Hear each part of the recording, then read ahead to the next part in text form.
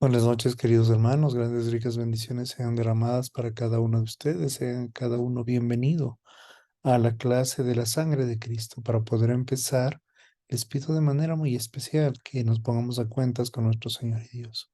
Bendito Señor, bendito Dios, en esta noche queremos darle las gracias porque ha tenido compasión y misericordia de nosotros. Le pedimos perdón por cada uno de nuestros pecados, acciones y omisiones. Bendito Señor, reconociendo que no somos nada sin usted, reconociendo que solo usted es quien nos puede ayudar, nos puede bendecir, nos puede guiar. Le pedimos en esta noche, bendito Señor, que tenga misericordia de nosotros. Gracias le damos, amado Señor, porque estamos en comunión nuevamente con usted.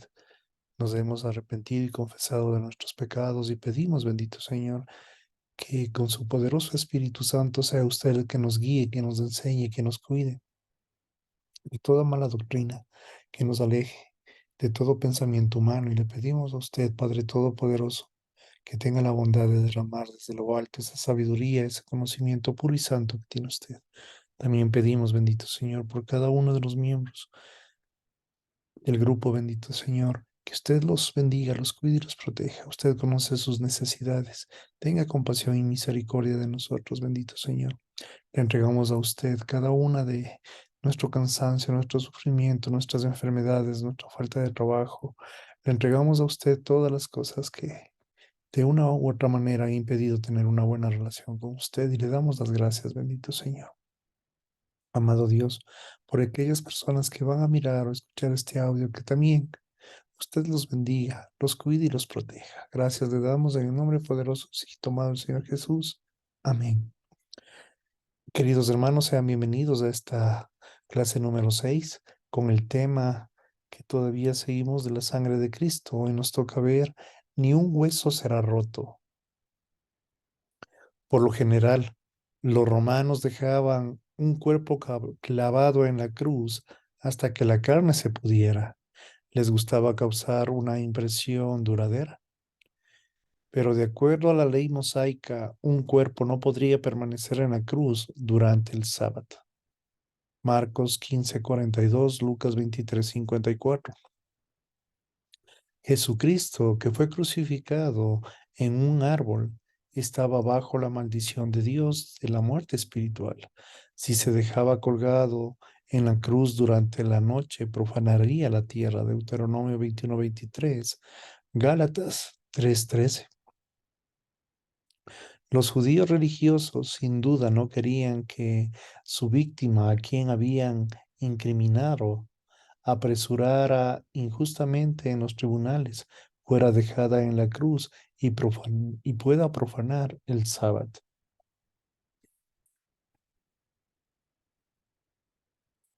Ellos exigieron que Cristo estuviera en el sepulcro antes de la puesta del sol. Él comenzó el sábado de la fiesta de los panes sin levadura. Por lo tanto, Pilato ordenó que las piernas de los que estaban en la cruz fueran quebradas. Juan 19:31. Quiebra pierna, de latín crurifragium, era una técnica romana para acelerar la muerte de aquellos que estaban crucificados. Esto consistía en quebrar los huesos de las piernas con un mazo pesado. Fueron, pues, los soldados y quebraron las piernas del primero y también del otro que había sido crucificado con nuestro Señor Jesús. Juan 19:32. Para poner o poder bajar los huesos antes del anochecer, los soldados romanos se acercaron a los dos ladrones, uno a cada lado de nuestro Señor Jesús, y les golpearon las piernas hasta que los huesos fueron triturados. Sumidos en una conmoción más profunda e incapaces de forzarse hacia arriba para aliviar la presión en sus músculos intercostales. Los ladrones no pudieron exhalar la elevada concentración de dióxido de carbono en sus pulmones y morían por asfixia.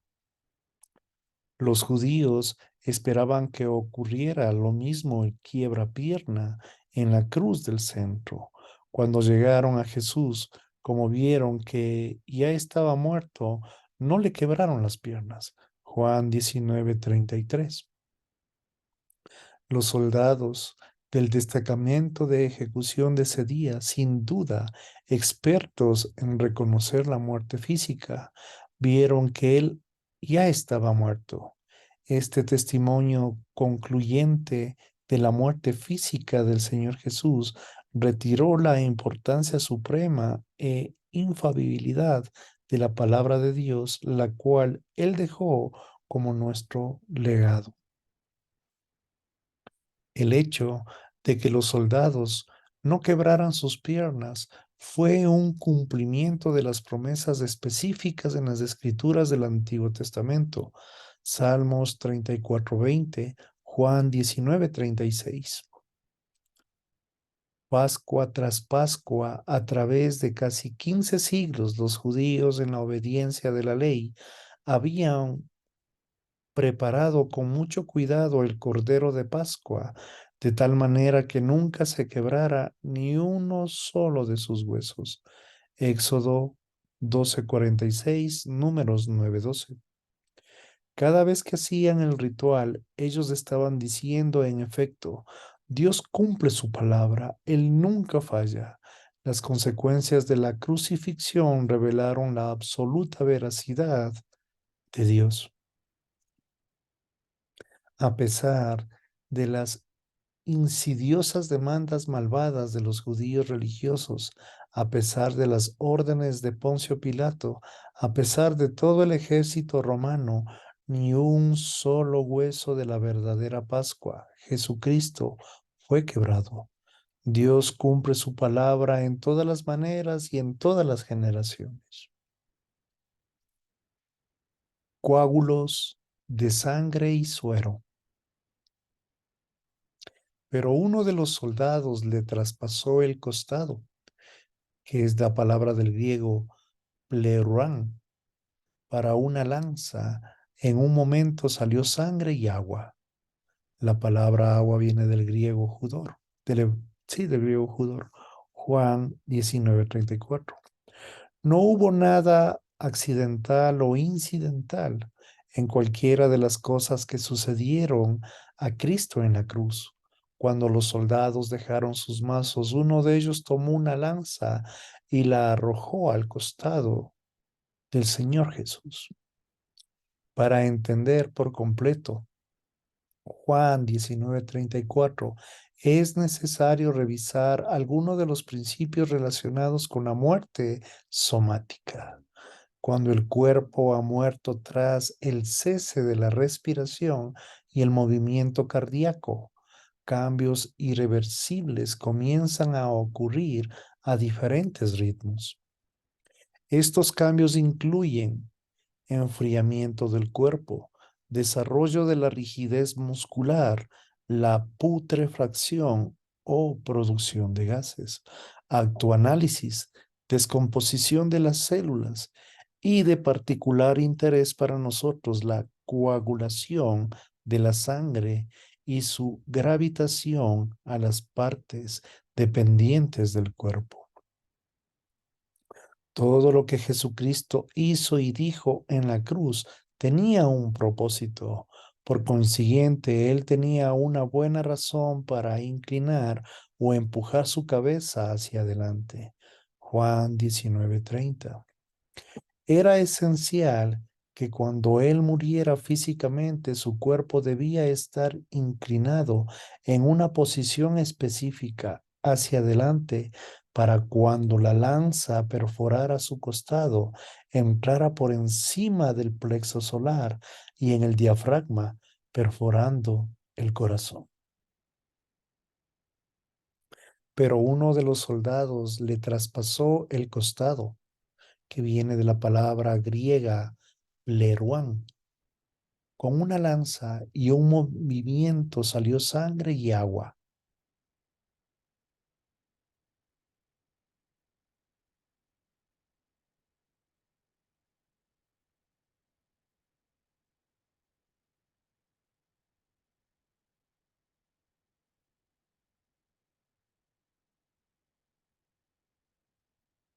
Su posición hacia adelante y la disposición de su aorta, la arteria pulmonar, diafragma y varias venas eran tal que una gran cantidad de sangre permaneció y se asentó en los ventrículos izquierdo y derecho.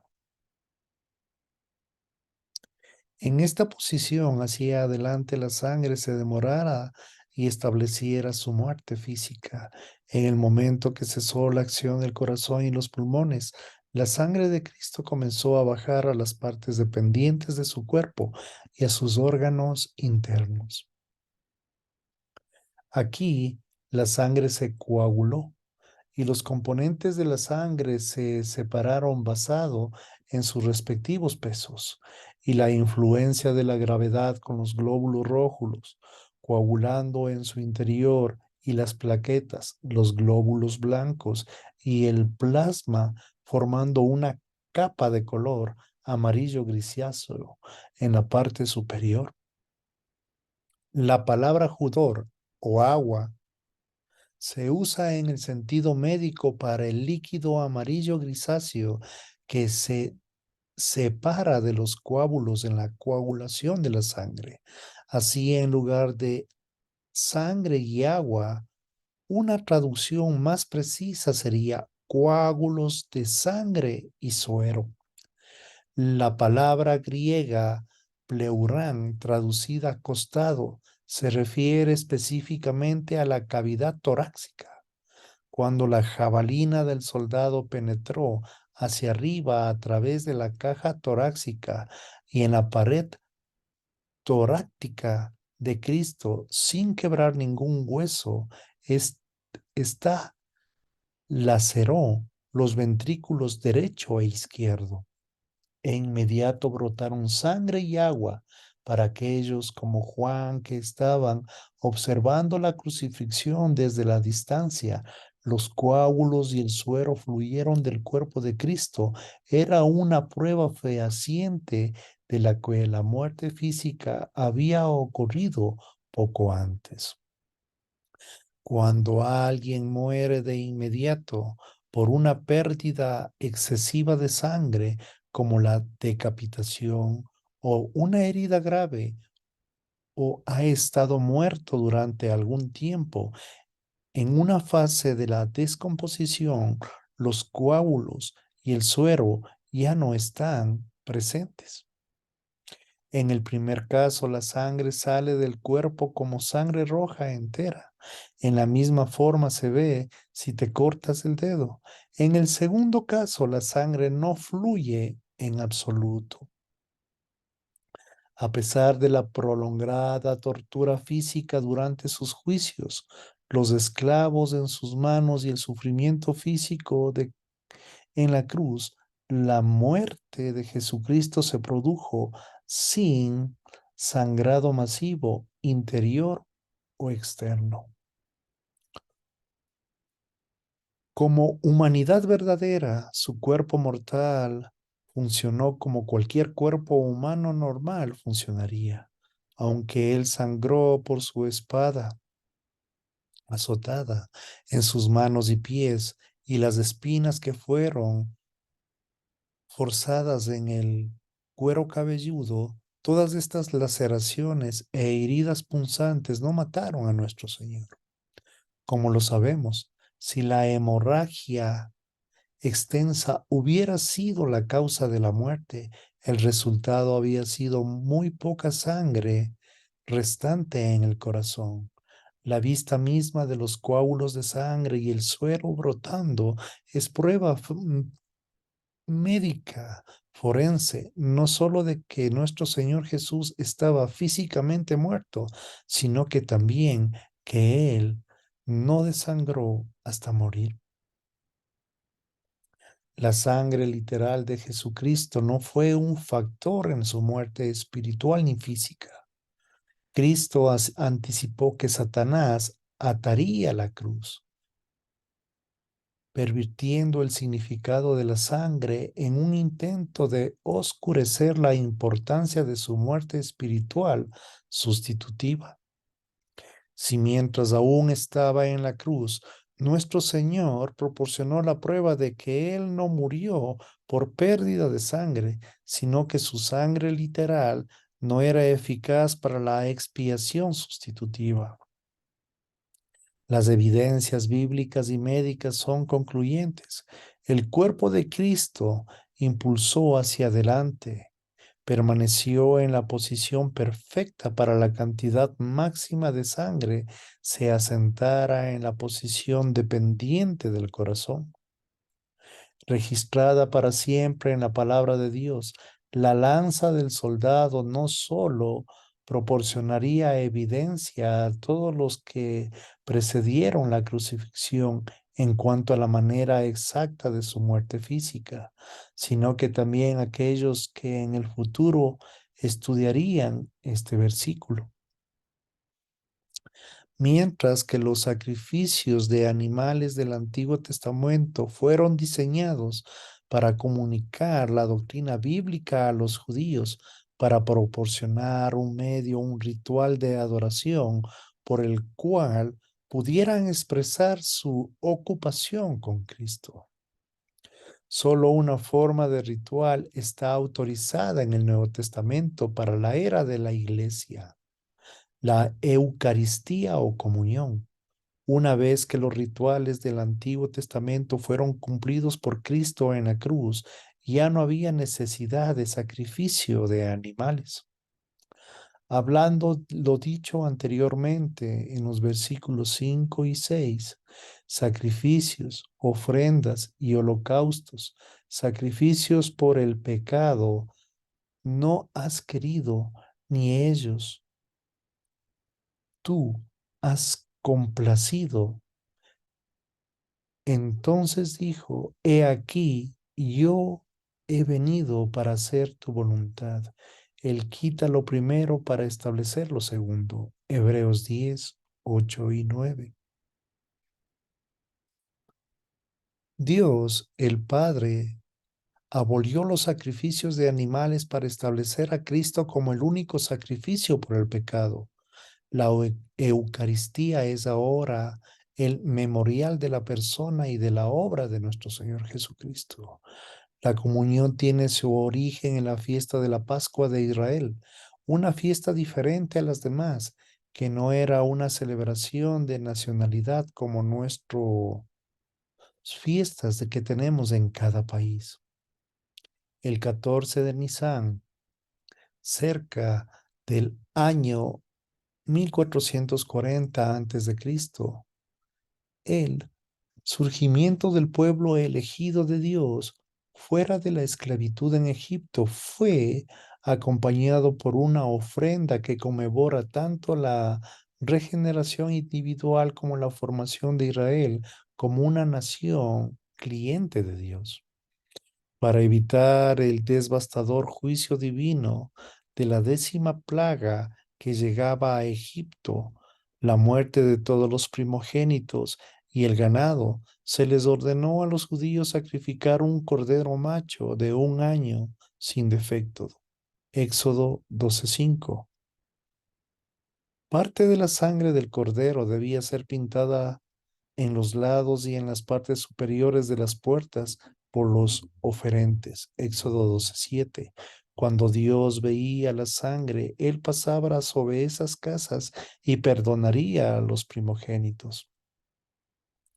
Para aquellos detrás de la sangre, el juicio de la plaga sería evitado. Dios era descrito como un propiciado para la sangre en los postes, en las puertas, así como la sangre era el propiciatorio en el día de la expiación, también ilustrada en la propiciación. En ambos casos, el Cordero representa a la persona perfecta, única de Jesucristo, que llevaría el juicio divino de los pecados. Cuando el Cordero debería ser comido con una representación de fe en Cristo, así como cualquiera puede comer sin importar si es moral o es inmoral, amoral, religioso, irreligioso o no religioso. Así también, apropiarse de la obra de Cristo no depende del mérito de aquel que cree. Todo el mérito está en el objeto de la fe. Cualquiera puede comer y cualquiera puede creer en Cristo. Comer el Cordero de Pascua, por lo tanto, es una representación perfecta de la abolición positiva, no meritoria, hacia el Salvador. Después de la primera observancia en Egipto, el ritual de la Pascua cambió un poco. Durante al menos los siguientes 40 años en el desierto, los judíos no tuvieron fiestas fijas. En su lugar, la sangre de los postes de las puertas fue sustituida por 4 copas sucesivas de vino mezclado con el agua. La verdadera Pascua, el Señor Jesucristo, que fue representada por casi 2000 años por un cordero sin mancha, murió como el Cordero de Dios, cumpliendo la sombra de la fiesta en cada detalle. Por lo tanto, la noche antes de la muerte, en la cena de la Pascua o última cena, nuestro Señor Jesús instituyó varios cambios del antiguo ritual. Él convirtió la comida tradicional de la Pascua en su ceremonia conmemorativa de su obra expiatoria. Y tomando el pan y después de haber dado las gracias, lo partió y les dijo diciendo, este es mi cuerpo, porque ustedes es dado, hagan esto en memoria de mí. Lucas 22:19. Dando gracias es del verbo griego eucaristeo, de lo que se deriva el término Eucaristía. Jesús dio gracias antes de la comida. Luego, en lugar de presentar una porción del Cordero de la Pascua, tomó pan, lo partió y dijo, este es mi cuerpo. Jesús estaba declarando a todos los presentes que él llevaría los pecados del mundo en su cuerpo. Primera de Pedro 2:24. Al igual que en el Cordero de la Pascua en Israel, al comer el pan, aquí instituyó para la iglesia, es la representación de la fe en Cristo. De la misma manera tomó la copa después de haberse cenado, diciendo, esta copa es el nuevo pacto en mi sangre, que es derramada por ustedes. Lucas 22:20. El antiguo pacto de la ley mosaica, que había sido ratificado con la sangre simbólica de animales, ahora fue dejado de lado. Las imágenes de la sangre del cordero en los postes, en las puertas, o en la sangre que brotaba de las ofrendas quemadas, o de la sangre de los novillos o machos cabríos en el propiciatorio, son reemplazadas por la copa que habla de la sangre de Cristo. La sangre de Cristo ahora ratifica el nuevo pacto a las iglesias, las provisiones y bendiciones para el cuerpo de Cristo. La manera en que la gente piensa acerca de la Eucaristía puede revelar la forma dramática, conceptos erróneos acerca de la sangre de Cristo. Los elementos de la comunión y el Cordero de la Pascua representan lo mismo en la persona y en la obra salvadora de Cristo. Pero cuando los creyentes no ven la verdadera relación entre la sangre simbólica de Cristo, cuando la cruz y la sangre literal de los sacrificios de animales pueden llegar a conclusiones erróneas sobre el cuerpo y la sangre de Cristo en la relación con la oblea y el vino de la Eucaristía. Un ejemplo extremo viene del catolicismo romano y enseña que en la misa el pan consagrado se transforma en la carne real de Cristo y el vino se convierte en su sangre literal. Este milagro, repartido a menudo, es de hecho extraño, pero no es más extraño que la idea en que la frase la sangre de Cristo se refiere a su plasma literal, glóbulos rojos y plaquetas. La comunión No es un solo tiempo de adoración y de hacer memoria, sino también una oportunidad para evaluar tu propio nivel de crecimiento espiritual y la ocupación con nuestro Señor Jesucristo. Tu herencia y conocimiento de la doctrina bíblica sale a relucir de la doctrina residente en tu alma. Es indispensable para tener la capacidad de recordar y amar a nuestro Señor. El ritual de la comunión carece de significado cuando hay comprensión a la realidad que representa.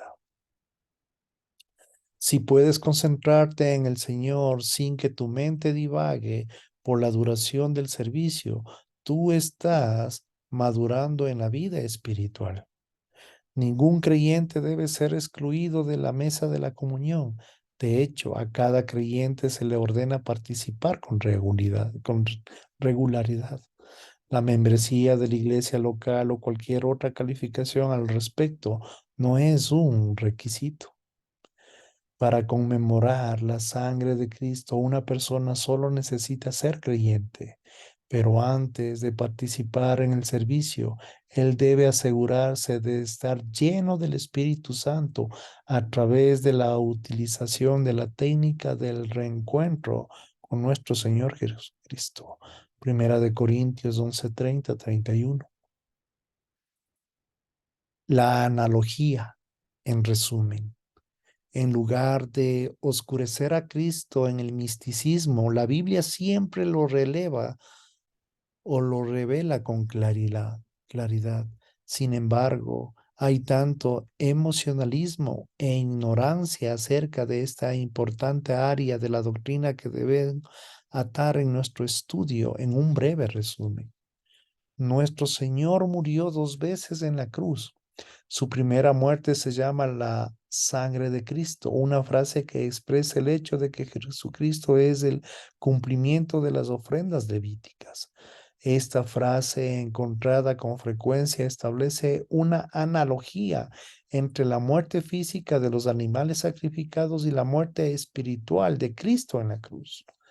La sangre de los animales en las ofrendas levíticas fue literal, pero el juicio era simbólico. En la cruz terminó con la sangre, era simbólico, pero la muerte espiritual sustituida de Cristo en el juicio, en el pecado, fueron literales. La sangre del animal era la sombra de los bienes futuros, Hebreos 9:11 y 10:1. La sangre física del animal ilustró la forma gráfica del evento espiritual que tuvo lugar durante las últimas 3 horas de Cristo en la cruz, cuando los pecados del mundo fueron derramados sobre él y juzgados. La relación de Cristo con Dios el Padre, el que siempre había disfrutado por la virtud de su nacimiento virginal y una vida impecable, fue cortada en la cruz mientras que Él pagaba por los pecados del mundo. Por lo tanto, la sangre de Cristo es una metáfora para su muerte espiritual, un título abreviado para la obra salvadora de nuestro Señor. Solo después de la culminación de su muerte espiritual fue que Cristo murió físicamente. En esta segunda muerte, Cristo despidió su alma, su espíritu. Él no se desangró hasta morir. De hecho, después de su muerte física, la mayor parte de su sangre todavía estaba en su cuerpo. Cuando el soldado arrojó la lanza en su cavidad torácica, salieron coágulos de sangre y suero. Esta confirmación de la muerte física de Jesucristo solo indicó que su obra estaba terminada. En la cruz, Jesucristo conquistó el pecado, la muerte espiritual y la muerte física. Primera de Corintios 15, 55 al 57. Él ganó la victoria estratégica sobre el gobernante malvado de este mundo. Hebreos 2 del 14 al 15. Él redimió al hombre del mercado de esclavos del pecado. Reconcilió al hombre con Dios de la destrucción de la barrera. propició a Dios a favor del hombre y sentó las bases para perdonar todos los pecados después de la salvación tras el reencuentro con Él. Entonces nosotros, los que estamos vivos y que permanecemos serenos, arrebatados juntamente con ellos en las nubes, en el encuentro con el Señor en el aire, y así estaremos con el Señor siempre. Primera de Tesalonicenses 4, 16 y 17. Cuando Cristo entró al cielo, Él no transportó un cuenco o una cubeta de su sangre literal. Él entró en su cuerpo de resurrección como un triunfante. Misión cumplida, su obra de salvación fue terminada, que viene del griego de telestai, completa en el pasado con los resultados que continúan hasta el día de hoy y continuarán por los siglos de los siglos. Como resultado, cuando alguien cree en Cristo, en ese instante recibe una relación permanente con Dios a través de la regeneración y la imputación de la rectitud divina. Además, como creyente en una unión con Cristo, se convierte en un beneficiario de la gracia. Gracias, queridos hermanos, por su tiempo. Que el Señor los bendiga grandemente. Para terminar,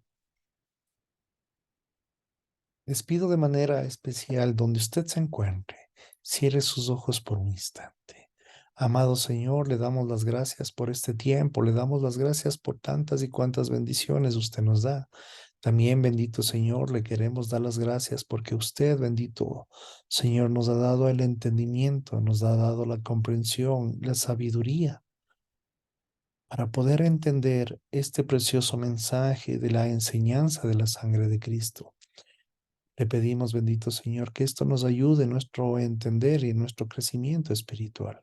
Y también que sea una base muy fuerte en cada uno de nosotros para poder enseñar y para poder hablar de usted en nuestras prédicas. Bendito Señor, queremos pedirle una vez más que tenga compasión y misericordia de cada uno de nosotros, que nos libre del mal y del maligno, y sobre todo, que usted cuide, proteja, suple y bendiga. Por eso en esta noche le damos las gracias por este tiempo, y a usted, amado Señor, sea la honra y la gloria. Gracias por este tiempo, Padre Santo, le damos en el nombre todopoderoso de nuestro hijito, el Señor Jesús. Amén. Gracias, queridos hermanos, que el Señor los cuide y los proteja y estaremos en contacto. Cualquier duda, cualquier requerimiento, por favor, escriban al WhatsApp de estudio. Si el Señor lo permite, estaremos la próxima semana con una nueva enseñanza. Que el Señor les bendiga y que tengan una noche de bendición. Hasta mañana.